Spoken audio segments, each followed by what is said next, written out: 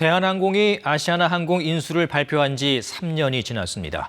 이 합병을 하려면 두 항공사가 취항하고 있는 세계 각국에서 승인을 받아야 합니다. 그동안 영국 등 11개 나라가 합병을 승인했고 EU와 미국, 일본은 심사를 진행 중입니다. 한 곳이라도 승인하지 않으면 합병을 할 수가 없는데 EU와 미국이 독과점 방지 대책이 필요하다며 까다로운 조건을 요구하고 있습니다.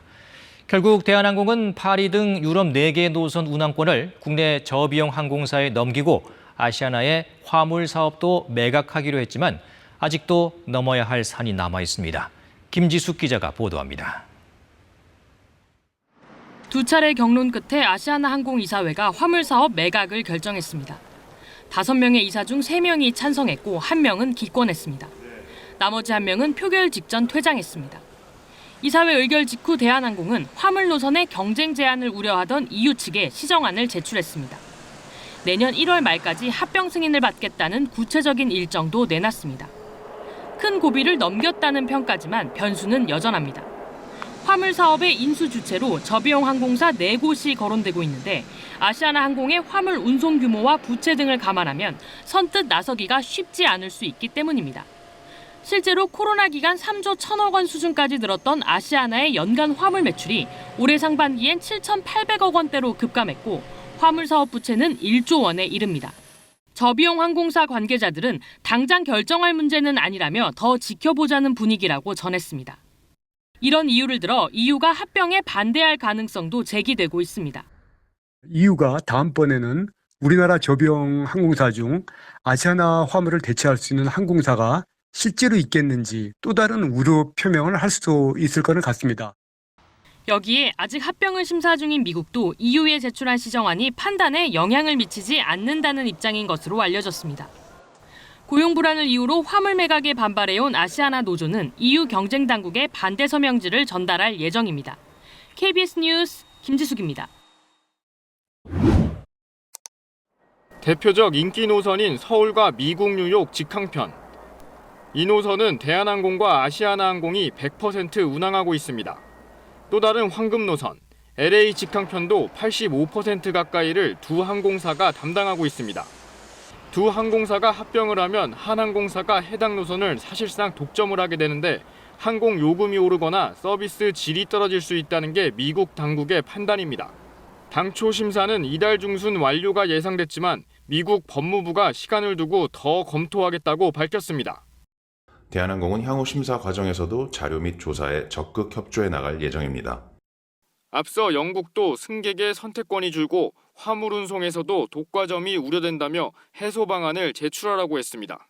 지금까지 9개 나라에서 심사를 마쳤지만 미국과 영국의 잇따른 연기 결정으로 올해 안에 해외 기업 결합 심사를 매듭짓겠다는 대한항공의 계획은 차질이 불가피해 보입니다.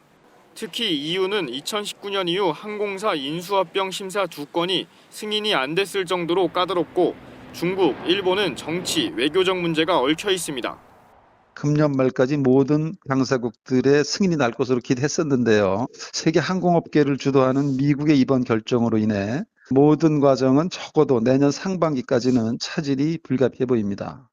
아시아나가 영업으로 흑자를 이어가면서도 부채 비율은 1000%에 이를 정도로 부실이 심해지고 있어 합병 일정이 늦춰지면서 경영구조 개선까지 미뤄지면 그만큼 떠안아야 할 빚 부담은 커지게 됩니다. KBS 뉴스 개훈우입니다.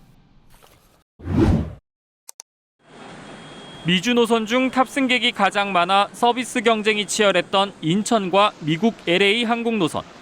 앞으로 대한항공과 아시아나가 결합하면 완전 독점이 됩니다.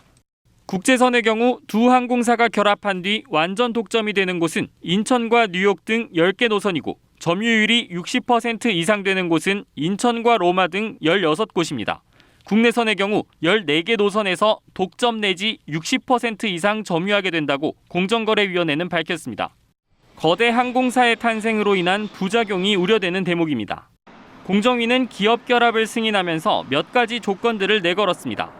우선 점유율이 60%를 넘는 26개 국제노선 등에 저비용 항공사나 해외 항공사가 새로 진입 등을 할 경우 특정 시간대 공항을 이용할 수 있는 권리를 공항당국에 반납하도록 했습니다.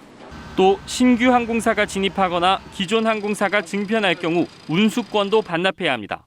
이런 조치는 기업 결합 뒤 10년간 적용됩니다. 운임 인상은 제한하되 서비스 품질은 유지하도록 했습니다. 기업 결합 뒤 각 노선에 대한 운임을 코로나19 이전인 2019년 대비 물가 상승률 이상으로 올리지 못하도록 했고, 마일리지는 두 회사가 2019년 말 시행한 제도보다 불리하게 바꿀 수 없도록 했습니다.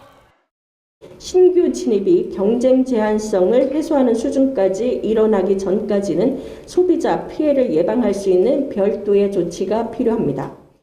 다만 항공업계의 침체를 감안해 구체적인 운임 등은 추후 확정하고 화물의 경우 별다른 제한을 하지 않기로 했습니다.